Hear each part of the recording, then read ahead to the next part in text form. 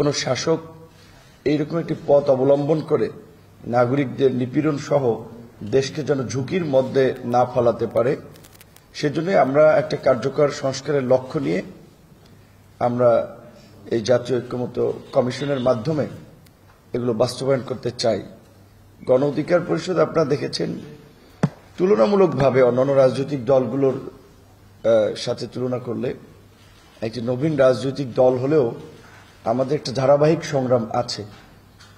এই যে আজকের পরিবর্তন, যে বৈষম্য বিরোধী আন্দোলনকে কেন্দ্র করে 2018 সালে সরকারি চাকরিতে বৈষম্যের বিরুদ্ধে সেই কোটা সংস্কার আন্দোলন, 2018 সালে আজকের এই যারা বসা এখানে তাদের মাধ্যমেই সূচনা।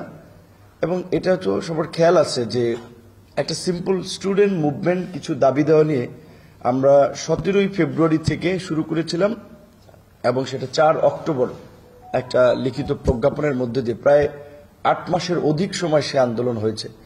এবং সে আন্দোলন করতে গিয়ে আমরা ধারাবাহিকভাবে হামলা, মামলা, জেল, কিন্তু আমরা কিন্তু হাল ছাড়ি নাই। যে তরুণদের যে হাল না ছাড়ার প্রবণতা, শেষ পর্যন্ত আমরা কিছুটা হলেও আমাদের অধিকার আদায়ে আমরা বিজয়ী হয়েছিলাম। একই সাথে সেই আন্দোলনের পরে 2019 সালে ঢাকা বিশ্ববিদ্যালয়ে দীর্ঘ 28 বছর পরে ডাকসু নির্বাচন, যেটি আমাদেরকে দেশের মানুষের জন্য কাজ করার জন্য কিংবা দেশকে নিয়ে আসলে একটা নতুন ভাবনার জায়গায় নিয়ে গিয়েছিল, যার ধারাবাহিকতায় 2021 সালে আমরা এই রাজনৈতিক দল গঠন করি।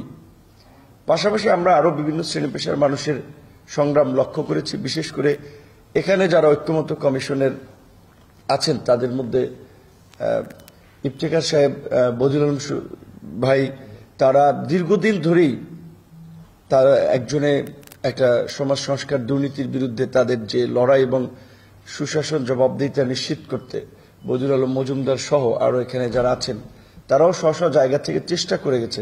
কিন্তু দেশের রাজনৈতিক আসলে প্রেক্ষাপট এবং বাস্তবতা এমন ছিল, চাইলেও এই সমস্ত মানুষের কিংবা আমাদের খুব বেশি কিছু করার ওই সময় ছিল না।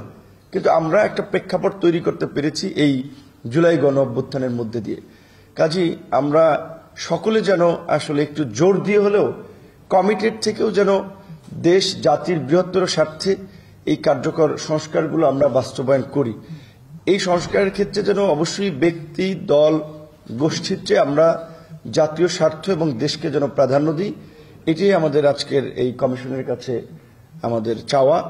এবং একই সাথে কমিশনের মাধ্যমে যেহেতু হেড অব দ্য গভর্নমেন্ট আমাদের সকলের সম্মানিত প্রধান উপদেষ্টা ডক্টর মোহাম্মদ ইউনূস, তারই যেহেতু তারা মনোনীত টিম, তাদের মাধ্যমে প্রধান উপদেষ্টার কাছে আমাদের এটি আহ্বান থাকবে, যে কোনো মূল্যে যেই সংস্কারগুলো আলাপ আলোচনার মধ্যে দিয়ে ঠিক হবে সেগুলো এই সরকারের অধীনেই বাস্তবায়ন করতে হবে।